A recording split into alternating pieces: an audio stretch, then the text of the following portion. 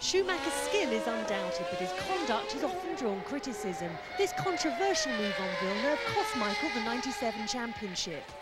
David Coulthard was on the receiving end of another Ferrari lunge in Argentina, but this time Michael made it count.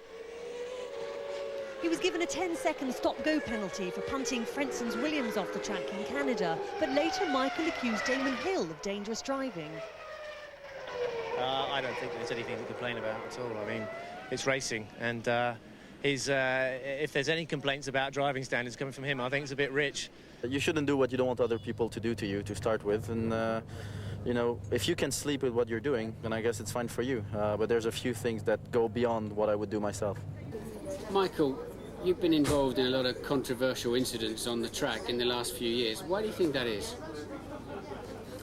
I guess because I'm racing in front. If these things would happen in the back, nobody would care. On the other side, I have to fight very hard.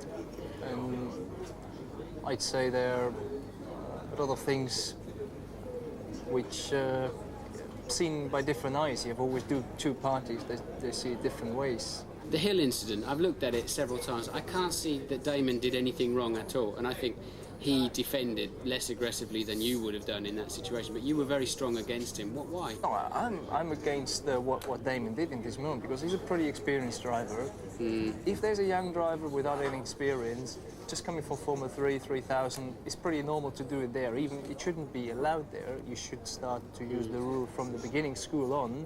But he's there for many years now. He knows how dangerous it is, what it is. In particular, okay, he fought for the position, but he knew he's so much slower. He knew he's going to go for the pit stop. All this, I know you try to make life difficult, but if you talk to other drivers, you will find the answer is not right. We'll have to agree to differ on that point, I think. Villeneuve says he wouldn't be able to sleep at night if he did some of the things you've done on the racetrack. How do you take that kind of criticism? I mean, I don't want to talk about Villeneuve, to be honest. There's no point. It doesn't make sense. Well, you don't respect what he's got to say. You don't think it's thought out or what? No, to me, he develops to a second hill at the moment. I mean, he takes every opportunity to criticize myself without being involved, doing similar things. I mean, remember Japan last year? He drove zigzagging after the start. He came out of the pits. He nearly took me off the road there. So did Heinz-Harald with Irvine. And those guys now screaming and talking. I mean, you have to see things from two sides, and you have to see the global picture. Now they're trying to make me the bad boy. Racing is hard. It's competition. I'm not here to give presents, but I'm clearly saying I haven't done anything purposely to Heinz-Harald. I did something which you can argue, was it right, was it wrong? On the other side, there was no blue flag man indicating me there is coming someone. I tried to look as much as I could. I didn't see him, so what can I do? Can't you guys sort this out between you behind closed doors? It's great for the Formula One viewers, but it's turning into a very public sort of schoolboy fight, really.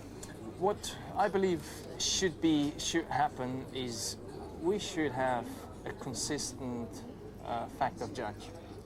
We should have probably 2-3 experienced people, maybe old drivers, sitting there watching the TV and saying, that's right, that's wrong. Do you intend to change your style or your tactics at all? I don't believe I'm doing anything on top of the regulation, in my view. I'm fighting very hard. I'm trying to use every inch. I'm trying to use everything what is within the rules.